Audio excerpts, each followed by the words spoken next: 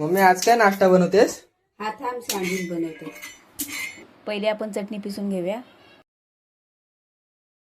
कोथिंबीर आहे, पुदिना,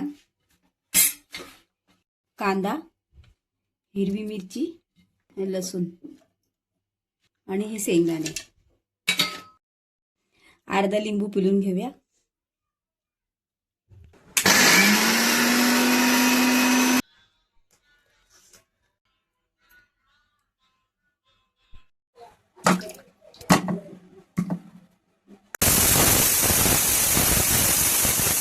आता हे उकळलेले बटाटे आपण सोलूया.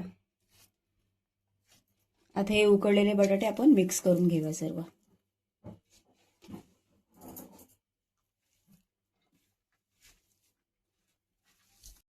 एक चमच लाल मिरची पावडर घालूया. एक चमच मीठ आणि हे असं मिक्स करून घ्यायचं. आता आपण ब्रेडला हिरवी चटणी लावून घेऊया.